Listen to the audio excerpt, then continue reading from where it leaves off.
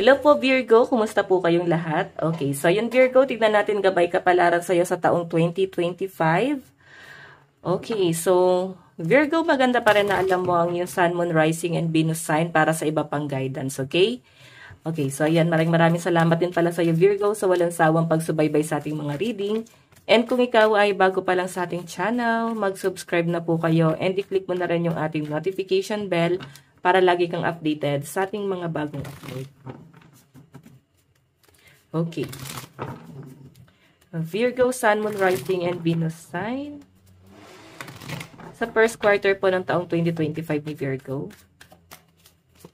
Okay, so meron tayong 9 of Wands. Okay. Second quarter naman po ng taong 2025. Sa second quarter po ng taong 2025, second quarter po, meron tayong release.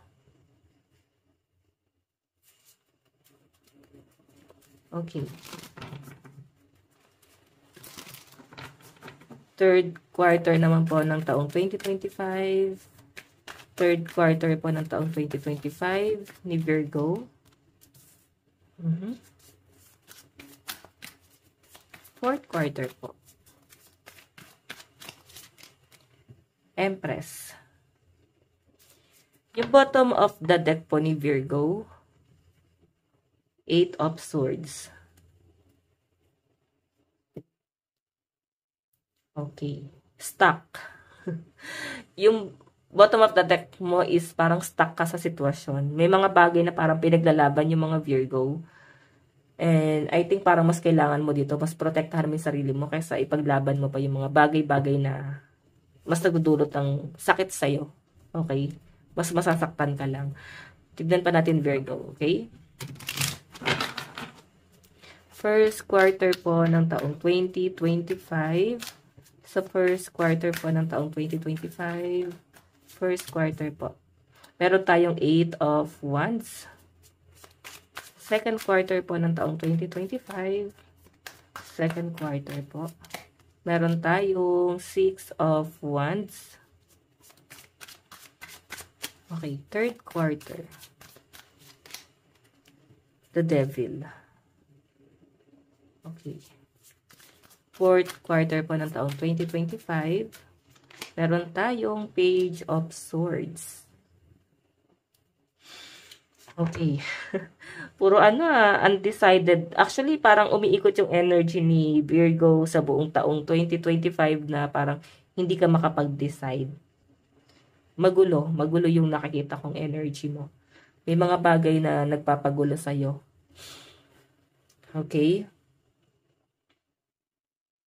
So, hayan, Virgo. 9 of Wands. Basahin natin. Protect what you have created. Be prepared. Never give up. Ask your angels for help, environmental activism, and animal rights. 8 of Wands. Movement, travel, news, speed, and sweetness. May nakikita kasi ako dito guys, may kikilos eh. May kikilos para sirain or pwedeng struggle, pwedeng ikaw tong kikilos na to. Pwedeng yung gagawin mong action pwedeng makasira sa mental health mo. Or wag mong hayaan na malagay ka sa sitwasyon na ikaw din yung masasaktan sa huli. Okay, wag ka nang pumasok dun sa sitwasyon na pwedeng may mga kalaban ka. So wala kang maipapanalo dun sa bagay na yan. Okay, kasi to, protect what you have created. Kung ano yung ginawa mo, parang poprotektahan mo pa yung sarili mo doon sa bagay na yun. Then, kung talagang nandiyan ka na, ngayon pa lang guys, ngayon pa lang December, maging handa ka. Okay? Maging handa ka kasi I think, may ista ka talaga dito. So, ako na yung magpapayo sa'yo. Wag mong hayaan, Virgo, na may lagay yung sarili mo sa problema. Ito, stuck yung energy mo dito. The illusion of entrapment. A lack of self-confidence that make you feel helpless, being afraid to take action, take responsibility for your life now. See? Ang laking responsibility na to para sa inyo na I think meron kang gagawin or hindi ka aware na malalagay mo yung sarili mo sa problema. Akala mo hayahay ka dun sa bagay na yon, Pero nakakita ko guys, mas magiging komplikado pa yung sitwasyon mo doon. Okay? So, kung makakita nyo guys, eto. Meron ako nakakitang komprontasyon na magaganap dito. And itong komprontasyon na to guys, hindi mo alam kung paano mo ipaglalaban yung sarili mo dyan. Okay? Hindi ko naman siya guys nakikitang gulo. Pwedeng gulo to ng ibang tao na pwedeng madamay ka pa dyan. Or pwedeng wala ka namang alam, pwedeng lang guys, no? Baka ma-question ka. So, ganun yung nakikita ko guys, energy. Okay? So, basahin natin guys yung second quarter mo. Release. Ending that lead to new beginnings. The need to release situation or people that hold you back. Spiritual transformation. Diba? Meron kang kailangan i-release para magkaroon ng pagbabago. So, sinasabi lang dito. Ito kasi guys, release, parang temptation din naman to. I think may temptation na lumalapit sa inyo, 6 of Wands. Pwede kang manalo dito sa bagay na to. And ang nasasagap ko kasi rito guys, bago mo makuha yung bagay na ninanais mo sa second quarter, meron kang kailangan i-sacrifice. Okay, kasi ito success to. Okay? So, yun nga lang guys, meron ka kailangan i-sacrifice nga, kagaya ng sabi ko, meron ka kailangan i-sacrifice para makuha tong victory na to. Okay? Okay, so Virgo, sa third quarter mo naman is si Two of Swords, di ka naman makapag-decide dito. Being unable or unwilling to make a decision, follow your own heart, rather than trying to make others happy, pretending that is no problem, over-analyzing a situation. So, masyado mo ba guys ginagalingan? Like, ginagawa mo yung gusto ng mga tao na kung ano lang yung gusto nilang makita para sa'yo. So, ikaw yung tipo ng tao na hindi ba ginagawa yung mga bagay na gusto mo? Ginagawa mo yung mga bagay na gusto sa'yo ng ibang tao. Masyado kang sumusunod sa kanila. And kung makikita mo guys, nagiging toxic. Kung sa love life mo to guys, sa nakikita ko, hindi ka magiging payapa dito, Virgo.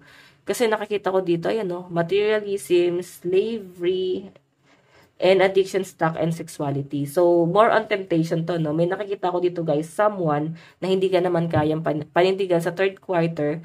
Pwedeng ito ay wala naman guys, label, or pwedeng kung may label guys, wala akong nakikitang higher commitment dito sa relationship na to. Possible nga na bitawan ka rin itong taong to. Ang toxic ng energy na to, so pwedeng maapektuhan pati mental health mo. And nandun ka sa point na hindi mo nga magawa din yung mga bagay na gusto mo kasi sinusunod mo or susundin mo tong taong to or gagawin mo yung mga bagay na gusto niyang makita para sa'yo. Diba? Masyado kang mag-e-effort dito.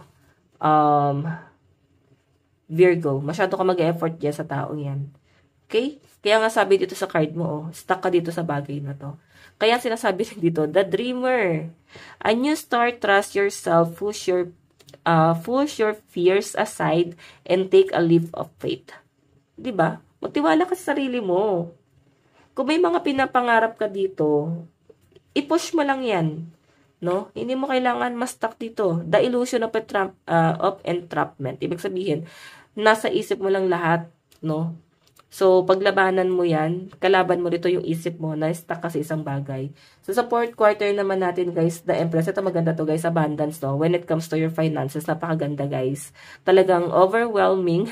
Talagang nandun ka sa point na ma-overwhelm ka sa dami ng blessing. Hindi mo alam kung ano yung pipiliin mo, ano ba yung sasaluhin mo sa dami ng, paparating sa inyo, no? Time to take action, give birth to your dreams. Creative project will be successful, abundance, and prosperity. Page of Swords. Okay, new ideas, trust, truth. New ideas, truth, sharp thinking, spirited, willful. Okay? So, pag-isipan mo munang mabuti, no? Kung may mga plano ka sa fourth quarter, guys. Basta plano lang to. Pag-isipan mo lang munang mabuti. Kasi nakikita ko naman guys, ang bilis kasi ng opportunity na paparating sa inyo. So sa sobrang bilis guys, pagdududahan mo siya.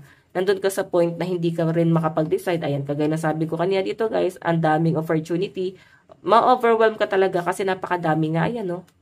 Meron ditong the moon, ikaw yung tipo ng tao na mabilis kang magduda muna bago ka magtiwala. And okay lang din naman yun guys, diba? Pero yun nga, sayang naman. Actually, kasi ang nakikita ko rito, guys, pagdududahan mo. So, baka hindi mo mag-grab yung opportunity. Ibang opportunity yung mag-grab mo. Tapos, parang mapahama ka pa doon. Pero, so far, nakikita ko naman, guys, magiging maayos. Since dito na nga yung The Empress. Additional message, meron tayong potion. Remember to the practice self-love. Okay? Meron tayong wings. You never needed those wings to fly. So, hindi mo kailangan ng ibang tao or backer. Hindi mo kailangan ng kakampi para makuha yung mga pangarap mo. So, nakikita ko na matapang, matatag ang mga Virgo. So, makukuha mo yung mga bagay na gusto mo, nilanais mo, nang wala na kahit na sino. Advice, meron tayong staying focus. Hold the course. Meron tayong begin now, take your first step. Diba? Kailangan mo na humakbang. Sayang yung opportunity, no? So, ang daming opportunity, sabi ko sa inyo guys, overwhelming to para sa inyo. Okay, so Virgo, ito lang po inyong reading. Maraming salamat po. God bless and love you all. Bye-bye.